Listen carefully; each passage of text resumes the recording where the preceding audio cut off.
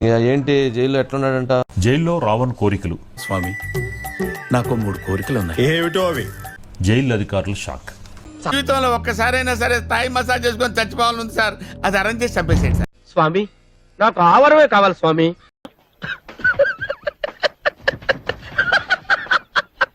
ఎవరని చెప్పలేదు, నన్ను ఇరుక్కున్నానని చెప్పని తోటి ఖైదీల వద్ద బోరును. వ్యక్తిత్వాలు మార్చుకుంటారా అంటే అబ్బే మేము మారం ఇలాగే ఉంటామంటే ఎవరికి నష్టం? అయితే తనంతా తాను ఇరుక్కున్నాడు అంటున్నాడా? ఇరికించారు పోలీసులు గమన ఇరికిచ్చింది అని చెప్పని బాధపడతారు. రావణ్ నా మీటింగ్ వచ్చి మాట్లాడారు కాబట్టి గురుగారు అప్పుడే నేను నిన్ను కట్ చేయాల్సింది. I did a mistake. Okay, I will see. గురుగారు చేసిన పనులే ఆయన ఇరుక్కునేలాగా చేశారు. అందరూ మాట్లాడతారు, అందరికీ స్వేచ్ఛ ఉంటుంది. లిమిట్స్ ఉంటే ఇబ్బంది ఉండదు, లిమిట్స్ దాటితే ప్రాబ్లం. వద్దురా అన్నాను, విన్నావా? ఏమన్నావరా? Okay, no use. వాడు విండండి. అరే లోఫర్ నా కొడకల్లారా, శ్రీరాముడు మాత్రమే దేవుడు. హిందువులు కళ్ళల్లో ఎవడైనా పెట్టుకున్నావా? ఒకడున్నాడుగా గుద్ద. నరేంద్ర మోదీ వచ్చి ఏం ఓడబడిచాడు ఇక్కడ? భాష బాగుండాలి, నోరు బాగుండాలి, పదం బాగుండాలి. అందరికి ఇదే నోరు, అందరికి ఇదే నాలికే. అందరూ మాట్లాడిన దానికి భిన్నంగా మన నోటికి వచ్చినటువంటి భాష మనం మాట్లాడుతుంటే అప్పుడు మనం ప్రమాదానికి ముంచుకెళ్ళినట్టే, మన గొయ్యి మనం తీసుకున్నట్లే. ఎవరు చేసిన కర్మ వారణ భగింపక ఏరికైనా తప్పదన్నా.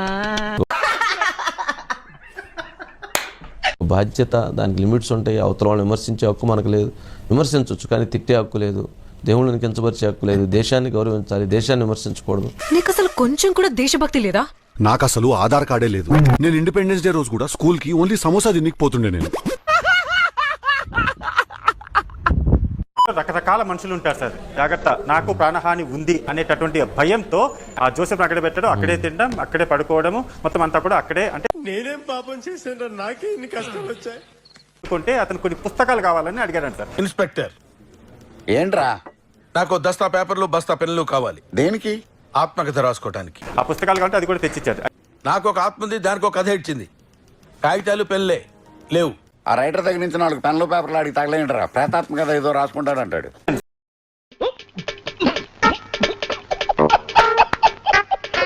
సార్ జైలు లోపల ఎవరు లేకపోవడంతో, తనతో ఎవరు వచ్చి మాట్లాడకపోవడంతో, అంటే ముగ్గురు వచ్చారు, మాట్లాడి వెళ్ళిపోయారు. ఇంకా చివరికి అప్పుడు ఒక రకమైనటువంటి స్మైలు, అక్కడ ఉండేటటువంటి సిబ్బందిని చూసి ఒక రకమైనటువంటి స్మైలు, దాంతో పాటు తనలో తానే మాట్లాడుకోవడం. అప్పుడప్పుడు 3 వస్తే ఇలా పిచ్చి పిచ్చిగా సాగుతూ ఉంటా. వివిఐపి ఖైదీ కాబట్టి, ఎందుకు వివిఐపి అంటున్నా అంటే ఇటువంటి మాటలు మాట్లాడి ఎప్పుడైనా వచ్చి ఖచ్చితంగా కొడతారు అనేటటువంటి ఉద్దేశంతో జైల్లో దాడి చేస్తారనే అనుమానంతో సపరేట్ గా పెట్టారా? సార్, నోటి దొరతో ఇష్టం వచ్చినట్టు మాట్లాడాను సార్. మనసులో పెట్టుకోకండి సార్, క్షమించేసేయండి. అతను అదే ఇతను కూడా భయపడుతున్నారు సార్.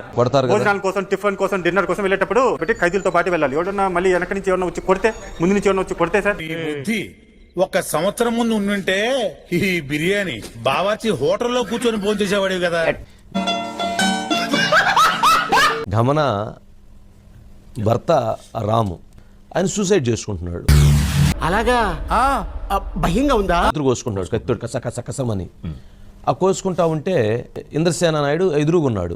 ఆయన పక్కన గమన ఉన్నట్లుంది. ఈయన అడుగుతున్నాడు, బాగానే ఉంది, మరి ఆమె ఏం చేస్తుంది? చూస్తా ఉంది. వీడియో తీసేది ఆవిడ అనమాట. ఆమె వీడియో చేస్తుందా? లక్షణమైన కుటుంబాల్లో వెలిగే జ్యోతుల మధ్య ఎంత పెద్ద అఖండమైన జ్యోతుందా? కానీ వాళ్ళింట్లో ఇతని చేతులు కోసుకున్నంటే, వాళ్ళింట్లో ఇంద్రసేన నాయుడు ఏం చేస్తున్నాడు గమన దగ్గర? గమనతో ఉన్న అసలు భర్త ఏమన్నా చేయి కోసుకున్నాడు, గమన పక్కన ఉన్న ఇంద్రసేన నాయుడు ఏమన్నా అతను ఏదో హ్యాపీగా ఉన్నాడు. గమన నమ్ముకున్నటువంటి రావణ ఏమన్నా జైల్లో ఉన్నాడు. ఇతను జైల్లో ఉన్నాడు రావణు. ఇతను సూసైడ్ చేసుకుని ఇతను ఎక్కడ ఉన్నాడో తెలియదు. ఇంద్రసేన నాయుడు మాత్రం ఊరుకో అంటున్నాడు. అసలు ఎంటైర్ ఇప్పుడు కీ ఎపిసోడ్ మొత్తం ఈ గమన చుట్టూతే తిరుగుతుంది. మా సార్ ఎంత ఇంటెలిజెంట్.